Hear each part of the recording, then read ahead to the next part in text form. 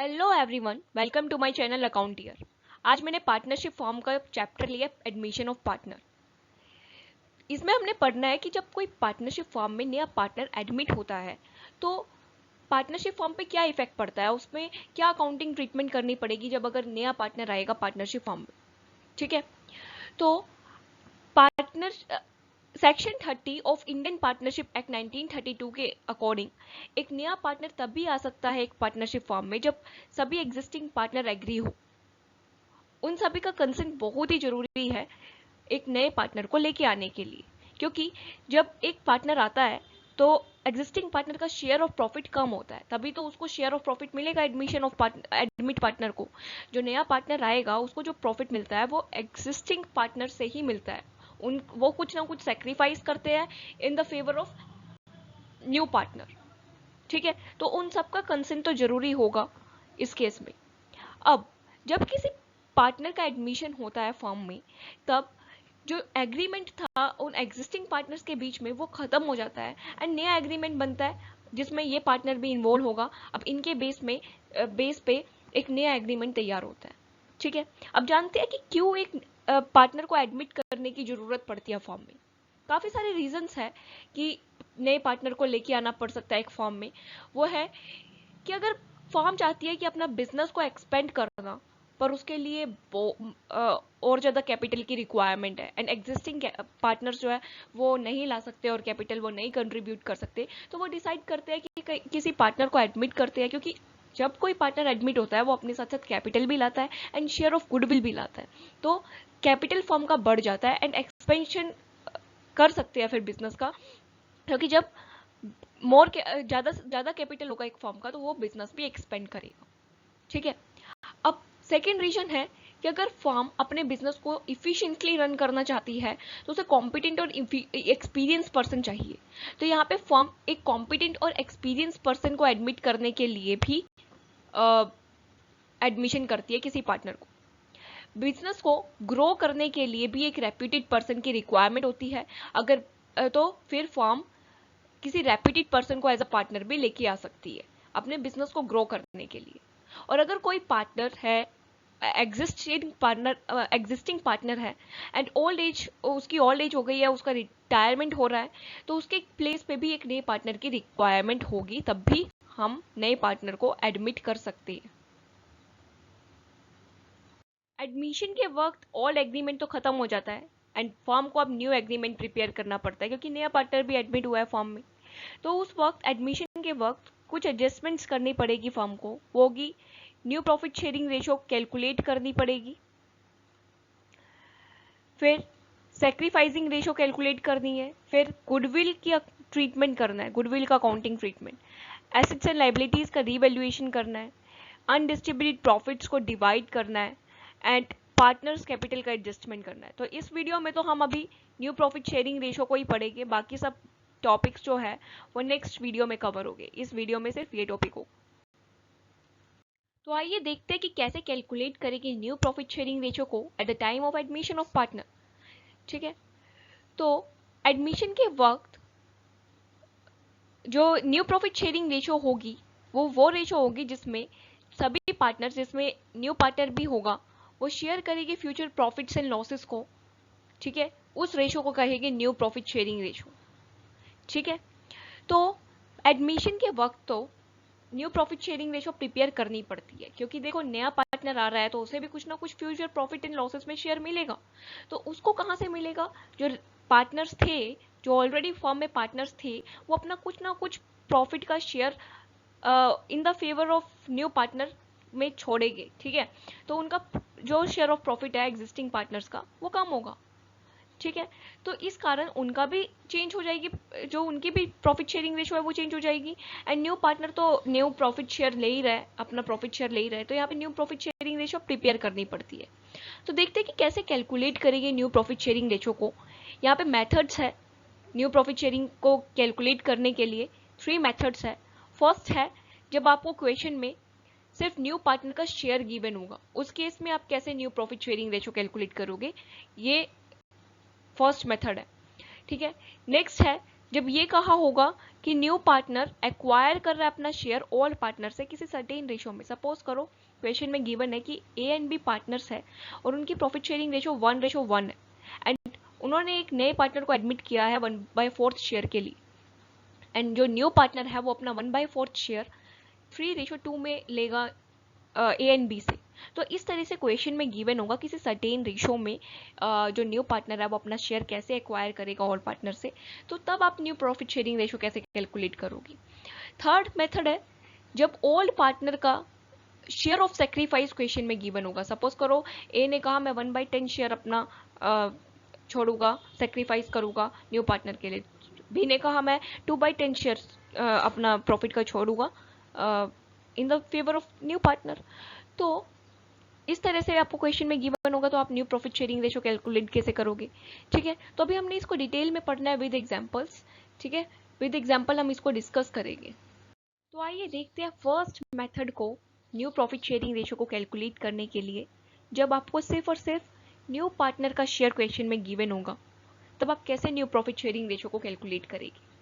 जब सिर्फ आपको न्यू पार्टनर का शेयर गिवन होगा क्वेश्चन में और ये क्लियर नहीं किया जाएगा कि किस रेशो में नया पार्टनर जो है अपना शेयर लेगा ओल्ड पार्टनर से, तो ये एज्यूम कर लिया जाएगा कि ओल्ड पार्टनर्स की जो प्रॉफिट शेयरिंग रेशो है उसमें कुछ भी चेंज नहीं होगा। ठीक है, क्वेश्चन में सिर्फ ये दिया है कि 1/4 शेयर के लिए हम न्यू पार्टनर लेके आ रहे हैं। सपोज करो मैंने 1/4 लिया, ठीक है, और ये नहीं कहा कि ए 1/4 शेयर वो ए एंड बी से जो पार्टनर्स थे फर्म के उससे कितने कितने शेयर लेगा उन दोनों से। तो उस केस में ये मान लिया जाएगा कि वो जो ए एंड बी पार्टनर्स हैं उनकी प्रॉफिट शेयरिंग रेशो चेंज नहीं होगी, उन दोनों की प्रॉफिट शेयरिंग रेशो चेंज नहीं होगी। तो चलो इसको एग्जाम्पल के थ्रू समझते हैं, आपको क्लैरिटी से समझ आ जाएगा यहाँ पे। सपोज करो दीपक एंड रवि पार्टनर्स है विद द रेशो 3:2 और उन्होंने एडमिट किया रोहित को 1/4 शेयर के लिए। तो इस केस में new profit sharing ratio calculate करनी है इसी तरीके से। गिवन होगा सिर्फ और सिर्फ ओल्ड रेशो दी होगी और न्यू पार्टनर का शेयर गिवन होगा। ठीक है, तो हमें क्या लेना है, हमें एज्यूम करना है कि टोटल प्रॉफिट है फर्म के 1 और उस टोटल प्रॉफिट्स में से मतलब और रोहित का शेयर है 1/4, तो उस टोटल प्रॉफिट में से सबसे पहले हम रोहित का शेयर देंगे, 1 में से माइनस कर देंगे 1/4 एंड जो रिमेनिंग शेयर होगा, रिमेनिंग प्रॉफिट होगा वो डिस्ट्रीब्यूट कर देंगे ओल्ड पार्टनर्स में, दीपक एंड रवि में, उनकी रेशो में 3:2, क्योंकि उनकी रेशो चेंज नहीं हो रही है, ये हमने एजम्पशन में लेके चलना है। तो सबसे पहले हमें टोटल प्रॉफिट्स में से रोहित को शेयर देना है उसका प्रॉफिट का, उसके बाद जो रिमेनिंग होगा उसे जो भी प्रीवियस पार्टनर्स थे उनकी ओल्ड रेशो में डिस्ट्रीब्यूट कर दिया जाएगा। हमें इस मेथड में ऐसे ही सोल्व करना है, ऐसे ही new profit sharing ratio calculate करनी है। ठीक है, तो दीपक का जो न्यू शेयर आएगा वो आएगा, देखो 3/4 है रिमेनिंग प्रॉफिट और उसका उसे मिलेगा 3/5, 3/5 शेयर मिलेगा उसे। तो जब हम मल्टीप्लीकेशन करेंगे उसका बन जाएगा न्यू शेयर 9/20 एंड रवि का जो न्यू शेयर होगा, देखो रिमेनिंग प्रॉफिट है 3/4 और उसका ओल्ड शेयर है 2/5, तो इसको मल्टीप्लाई करेंगे तो उसका न्यू शेयर बन जाएगा 6/20 और रोहित का शेयर तो 1/4 है ही। तो न्यू प्रॉफिट शेयरिंग क्या बन जाएगी, 9/20 रेशो 6/20 रेशो 1/4, जो कि हो जाएगी 9:6:5, 9:6:5। तो आइए देखते हैं मेथड सेकंड से हमने न्यू प्रॉफिट शेयरिंग रेशो कैसे कैलकुलेट करनी है। सेकंड मेथड में आपको न्यू पार्टनर का शेयर गिवन होगा, ठीक है, और रेशो गिवन होगी कि किस रेशो में न्यू पार्टनर जो है ओल्ड पार्टनर से अपना शेयर एक्वायर कर रहा है। इस केस में आपको शेयर ऑफ सेक्रीफाइस, जो ओल्ड पार्टनर्स का जो शेयर ऑफ सेक्रीफाइस है वो कैलकुलेट करना पड़ता है। ठीक है, तो इस केस में जो शेयर है ओल्ड न्यू पार्टनर जो ले रहा है ओल्ड पार्टनर से वो डिडक्ट करेंगे ओल्ड पार्टनर के शेयर में से, और जो भी ओल्ड पार्टनर का रिमेनिंग शेयर बचेगा उसको ट्रीट किया जाएगा न्यू शेयर की तरह। चलिए इसको एग्जाम्पल की तरह समझते हैं, एग्जाम्पल की हेल्प से समझते हैं। एक्स एंड वाई पार्टनर्स है विद रेशो 3:2 एंड नया पार्टनर एडमिट किया गया है जिसका नाम है जेड एंड इसके एडमिशन के वक्त एक्स ने सरेंडर किया 1/5 ऑफ हिज प्रॉफिट, अपने प्रॉफिट का 1/5 शेयर उसने सरेंडर किया। यहाँ पे आपको शेयर ऑफ सेक्रीफाइस कैलकुलेट करना होगा। वाई ने सरेंडर किया 2/5 ऑफ हिज शेयर। तो देखते हैं कैसे कैलकुलेशन करेंगे न्यू प्रॉफिट शेयरिंग रेशो की। तो सबसे पहले हमें शेयर ऑफ सेक्रीफाइस कैलकुलेट करना होगा। एक्स का शेयर ऑफ सेक्रीफाइस निकालने के लिए हमें उसका जो भी प्रॉफिट का शेयर है उसमें से माइनस उसका मल्टीप्लाई करना होगा जितना वो सेक्रीफाइस करेगा। उसने कहा है 1/5 शेयर सेक्रीफाइस करेगा अपने प्रॉफिट का। तो 1/5 निकालने के लिए हमें मल्टीप्लाई करना पड़ेगा उसके शेयर से 1/5 को, जो कि निकल जाएगा 3/25। तो ये शेयर ऑफ सेक्रीफाइस एक्स का निकल चुका है 3/25। ऐसे ही वाई का निकालेंगे, उसका जो भी शेयर है, जैसे 2/5 उसका शेयर है, उसको हम मल्टीप्लाई करेंगे 2/5 से, क्योंकि वो भी 2/5 अपने प्रॉफिट का जेड के लिए सेक्रीफाइस करेगा। ठीक है, तो जो भी शेयर ऑफ सेक्रीफाइस निकलेगा वो है 4/25। तो जो टोटल शेयर होगा जेड का वो कैलकुलेट कर लेंगे हम, क्योंकि जो एक्स ने सेक्रीफाइस किया है उसके लिए वाई ने सेक्रीफाइस किया, उसी का टोटल उसको मिलेगा। तो यहाँ पे 3/25 प्लस 4/25 करेंगे 7/25। ये शेयर है जेड का। ठीक है, तो एक्स का न्यू शेयर कैलकुलेट करने के लिए हमें उसके शेयर में से शेयर ऑफ सेक्रीफाइस माइनस करना है। शेयर ऑफ सेक्रीफाइस है 3/25 एंड उसका शेयर है 3/5। तो उसका जो न्यू शेयर आ जाएगा वो आ जाएगा 12/25। वाई का शेयर कैलकुलेट करने के लिए वाई के शेयर में से शेयर ऑफ सेक्रीफाइस करना है, जो तब उसका निकल जाएगा न्यू शेयर जो कि 6/25। तो न्यू प्रॉफिट शेयरिंग रेशो आ जाएगी 12/25 रेशो 6/25 रेशो 7/25। न्यू रेशो है 12, 6 एंड 7। तो आइए देखते हैं थर्ड मेथड से हम न्यू प्रॉफिट शेयरिंग रेशो को कैसे कैलकुलेट करेंगे। थर्ड मेथड में आपको शेयर ऑफ सेक्रीफाइस गिवन होगा। यहाँ पे आपको कैलकुलेशन नहीं करनी है, जैसे वहां पे आपको शेयर ऑफ सेक्रीफाइस सबसे पहले कैलकुलेट करना था। ठीक है, तो देखते हैं कैसे करना है। जब आपको शेयर ऑफ सेक्रीफाइस गिवन होगा तो जस्ट आपको न्यू प्रॉफिट शेयरिंग रेशो निकालने के लिए शेयर ऑफ सेक्रीफाइस डिडक्ट करना है। ऑल प्रॉफिट शेयरिंग रेशो में से आपको मिल जाएगा न्यू शेयर। ठीक है, एग्जाम्पल की हेल्प से समझ लेते हैं। ए एंड बी पार्टनर्स है और उनकी रेशो है 4:3। उन्होंने एडमिट किया है सी को 3/10 शेयर के लिए, और उन्होंने कहा है कि वो अपना जो शेयर ऑफ सेक्रीफाइस करेंगे, ए जो करेगा वो है 2/10 एंड बी करेगा 1/10।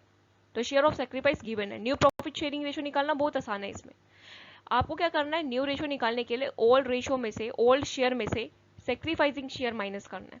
तो एक का न्यू शेयर निकालने के लिए उसका ओल्ड शेयर है 4/7, उसमें से माइनस करना है 2/10, क्योंकि वो उसका जो सेक्रीफाइसिंग शेयर है 2/10। बी का न्यू शेयर निकालने के लिए उसके ओल्ड शेयर में से सेक्रीफाइसिंग शेयर माइनस करेंगे एंड न्यू शेयर निकल जाएगा। ठीक है, तो ए का जो न्यू शेयर आएगा वो 26/70 आएगा, बी का जो न्यू शेयर आएगा वो 23/70 आएगा। तो न्यू प्रॉफिट शेयरिंग रेशो आ जाएगी 26/70 रेशो 23/70 रेशो 3/10। ठीक है, न्यू रेशो हो जाएगी 26 रेशो 23 रेशो 7 × 3 21। तो न्यू प्रॉफिट शेयरिंग रेशो आ जाएगी 26 रेशो 23 रेशो 21। बाकी टॉपिक्स हम नेक्स्ट वीडियोस में कवर करेंगे।